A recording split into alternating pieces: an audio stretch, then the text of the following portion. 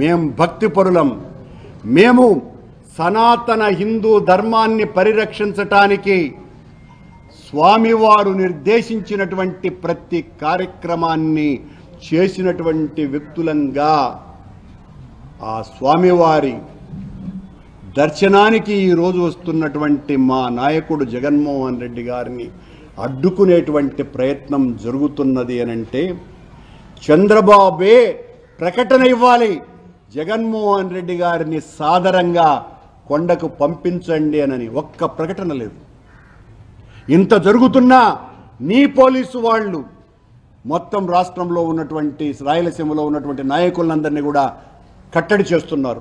తిరుపతిలో ఉన్నటువంటి చంద్రగిరిలో ఉన్నటువంటి మా కార్యకర్తల్ని నాయకులందరినీ కూడా ఇంటి నుంచి బయటికి రాకూడదని బెదిరిస్తున్నారు. తూతూ చర్యగా మీకు సంబంధించిన వాళ్ళకు కూడా ఊరికే నోటీసులు ఇస్తున్నారు. మొన్నేమో నన్ను గరుడ విగ్రహం దగ్గర మీరు మాట్లాడడానికే వీలు లేదు అని అంటే ఆ వెంటనే 15 నిమిషాలకు తెలుగుదేశం వాళ్ళు వెళితే అదే పోలీసు వాళ్ళు వీరదండం వేసి వాళ్ళ చేత మాట్లాడించినారు. అంటే మీ వాళ్ళు ఎలా ప్రవర్తిస్తారు అని చెప్పడానికి ఇది ఉదాహరణగా చెప్తున్నా. శ్యామలరావు గారిని నేను మరొక ప్రశ్న కూడా వేస్తున్నా. అయ్యా, నువ్వు ఒక లోడును పట్టుకొని అదేదో ఎన్డీడీబీ రిపోర్టు వచ్చింది అని చెప్పి నిలిపేసినామని చెప్పిన తరువాత ఇప్పటి వరకు మా దగ్గర సరైనటువంటి ల్యాబ్ లేదు అని చెప్పినటువంటి నువ్వు ఈ 2 నెలల కాలంలో నెయ్యి సరఫరా చెయ్యనే లేదా, తీసుకోలేదా? ఈ ప్రశ్నకు సమాధానం చెప్పాలా.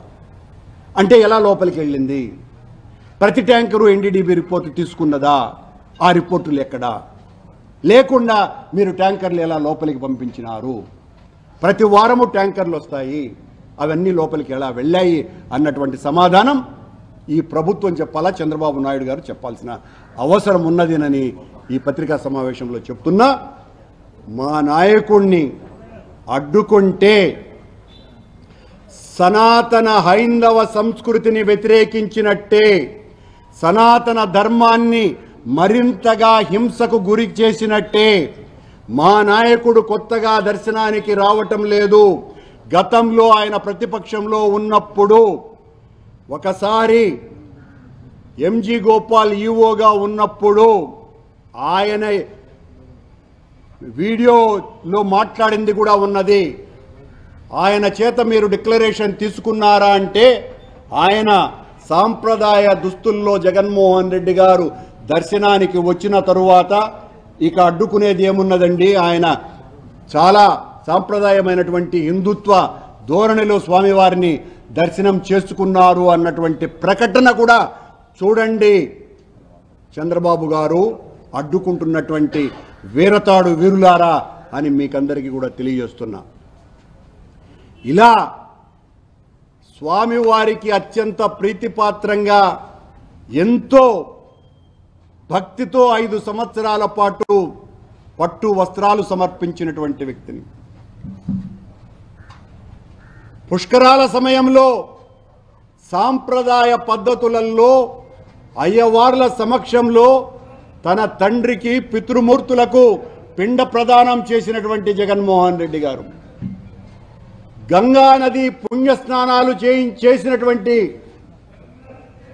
జగన్మోహన్ రెడ్డి గారు సాంప్రదాయ వేషధారణతోనే ఏది చేస్తే మీరు సంతోషిస్తారు, ఏది చేసినా సంతోషించరు. మీ వెనక రాజకీయ కల్మషం ఉన్నది, రాజకీయ కుతంత్రం ఉన్నది, కుట్ర ఉన్నది, అమలినమైనటువంటి మానసిక స్థితి మీది. కనుక ఏం చేసినా కూడా మీరు వ్యతిరేకిస్తారు. మీ వ్యతిరేకతను మేము లెక్క చేసేదే లేదు.